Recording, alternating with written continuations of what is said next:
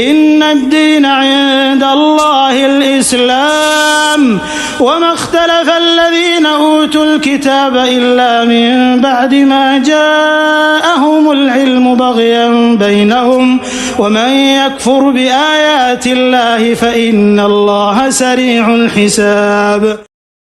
السلام علیکم ورحمۃ اللہ وبرکاتہ۔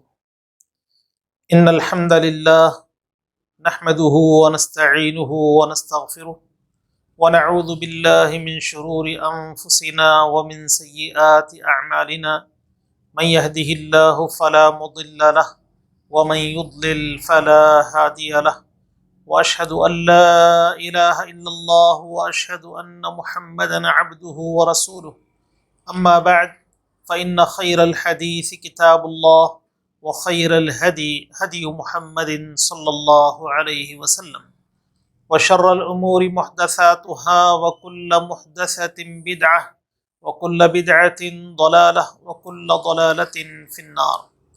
أعوذ بالله من الشيطان الرجيم. بسم الله الرحمن الرحيم. يا أيها الذين آمنوا اتقوا الله حق تقاته ولا تموتن إلا وأنتم مسلمون.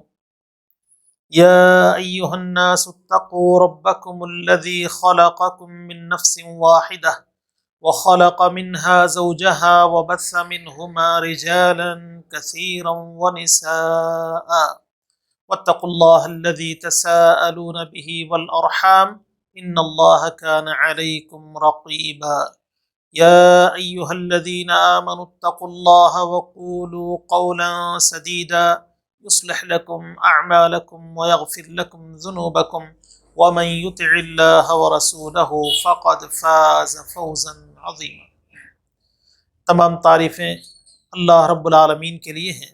سبحان اللہ وبحمدہ سبحان اللہ العظیم. اور درود و سلام نازل ہوں اللہ کے آخری نبی جناب محمد الرسول اللہ صلی اللہ علیہ وسلم پر. اللہم صلی علی محمد وعلی آل محمد کما صلیت علی ابراہیم وعلی آل ابراہیم انک حمید مجید. اللہم بارک علی محمد وعلی آل محمد کما بارکت علی ابراہیم وعلی آل ابراہیم انک حمید مجید. محترم حضرات، حدیث جبریل کی روشنی میں آج کا ہمارا 7واں پروگرام ہے، جس میں ہم اسلام کے دوسرے رکن نماز پر گفتگو کریں گے. نماز ایک اہم فریضہ ہے جس کی ادائیگی کا ہمیں مکلف بنایا گیا ہے. قرآن کریم میں اللہ رب العالمین نے جگہ جگہ نماز کے قائم کرنے کا حکم دیا، جس سے نماز کی اہمیت کا اندازہ ہوتا ہے. اللہ کے نبی صلی اللہ علیہ وسلم نے نماز پڑھنے کی تاکید فرمایا اور آپ نے نماز کو اپنی آنکھوں کی ٹھنڈک قرار دی. پیارے نبی صلی اللہ علیہ وسلم نے بچوں کو بھی نماز پڑھنے کا حکم دیا. آپ نے فرمایا کہ جب بچے 7 سال کی عمر کو پہنچیں تو انہیں نماز پڑھنے کی تاکید کی جائے. اللہ کے نبی صلی اللہ علیہ وسلم نے نماز کو اتنی اہمیت دیا کہ آپ نے ایک حدیث میں یہ بات بیان فرمائی کہ بندے اور کفر و شرک کے درمیان فرق کرنے والی چیز نماز ہے. یعنی نماز پڑھنے والا مسلمان کہلائے گا اور جو نماز نہیں پڑھتا ہے وہ مشرک ہوگا یا کافر ہوگا. اللہ کے نبی صلی اللہ علیہ وسلم نے ارشاد فرمایا من ترک الصلاۃ متعمدا فقد کفر، کہ جس نے جان بوجھ کر نماز کو چھوڑ دیا اس نے کفر کیا. ہر حالت میں نماز پڑھنے کا ہمیں حکم دیا گیا ہے، چاہے ہم اپنے گھر پر ہوں، چاہے ہم سفر پر ہوں، چاہے ہم بیمار ہوں یا جنگ کی کیفیت ہو، ہر حال میں نماز پڑھنے کا حکم دے دیا گیا ہے. نماز میں رخصت نہیں. البتہ اللہ رب العالمین نے بعض اوقات میں نماز میں کمی کر دی. جیسے اگر کوئی آدمی حالت سفر میں ہے تو حالت سفر میں پوری نماز پڑھنے کے بجائے 4 رکعت فرض نماز کو 2 رکعت کر دیا گیا اور سنتیں معاف کر دی گئی. اگر کوئی آدمی جان بوجھ کے نماز چھوڑتا ہے تو اسلام کے ایک اہم فریضے کو چھوڑ رہا ہے۔ پیارے نبی صلی اللہ علیہ وسلم نے ارشاد فرمایا کہ نماز دین کا ستون ہے، کہ جس نے نماز کو چھوڑ دیا اس نے اسلام کو ڈھانے اور اسلام کو گرانے کی کوشش کی۔ اللہ کے نبی صلی اللہ علیہ وسلم کے ارشادات سے ہمیں یہ بات معلوم ہوتی ہے کہ نماز پڑھنے کا اہتمام کرنا ہر مسلمان مرد کے لیے، ہر مسلمان عورت کے لیے ضروری ہے۔ اللہ کے نبی صلی اللہ علیہ وسلم نے عورتوں کو ان کے مخصوص ایام میں نماز پڑھنے سے منع فرمایا، گویا کہ دین کی جانب سے ایک رخصت ہے صرف خواتین کے لیے۔ جب تک مرد آدمی کے ہوش و حواس باقی ہیں تب تک نماز پڑھنے کا حکم دیا گیا ہے۔ نماز ابتدائی اسلام ہی سے، جب ہمارے نبی صلی اللہ علیہ وسلم پر پہلی وحی آئی، جبریل علیہ السلام سے اللہ کے نبی صلی اللہ علیہ وسلم کی ملاقات ہوئی، تو پہلے ہی سے نماز پڑھنے کا حکم دیا گیا۔ لیکن نمازیں صرف صبح اور شام 2 رکعت پڑھی جاتی تھی۔ ہمارے نبی صلی اللہ علیہ وسلم پر 5 وقت کی نماز معراج کی رات فرض ہوئی۔ اللہ کے نبی صلی اللہ علیہ وسلم کو 50 نمازوں کو تحفہ دیا گیا۔ موسیٰ علیہ السلام سے ہمارے نبی کی ملاقات ہوئی تو موسیٰ علیہ السلام نے پوچھا کہ آپ کے رب نے آپ کو کیا دیا ہے؟ تو اللہ کے نبی صلی اللہ علیہ وسلم نے بیان فرمایا کہ اللہ تعالیٰ نے مجھے 50 نمازیں پڑھنے کا حکم دیا ہے۔ موسیٰ علیہ السلام نے کہا کہ ابھی موقع ہے، اللہ رب العالمین سے کچھ کمی کر لیں، ہو سکتا ہے کہ آپ کی امت 50 وقت کی نماز پڑھنے کی طاقت نہ رکھے۔ چنانچہ اللہ کے نبی صلی اللہ علیہ وسلم نے اللہ سے درخواست کیا تو اللہ نے کچھ نمازوں میں کمی کر دی، پھر اللہ کے نبی نے درخواست کیا، پھر کچھ کمی کر دی گئی، یہاں تک کہ 5 نمازیں رہ گئیں۔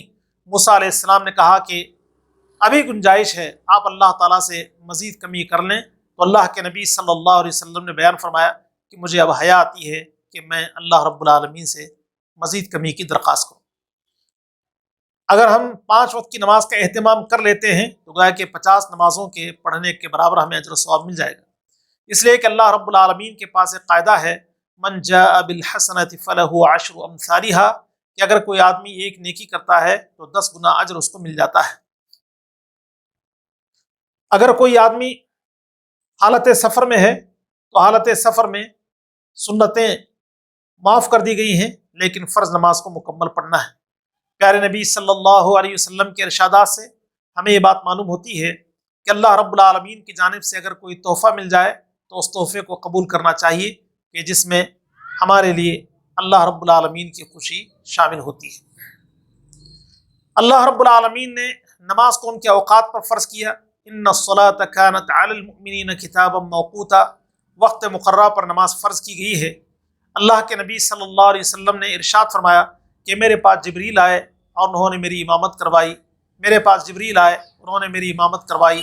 5 دفعے اللہ کے نبی صلی اللہ علیہ وسلم نے یہ بات بیان فرمائی، تو گویا کہ نبی علیہ السلام نے اس بات کو واضح کر دیا کہ جبریل علیہ السلام میرے پاس آئے اور 5 وقت کی نمازیں انہوں نے مجھے پڑھائیں۔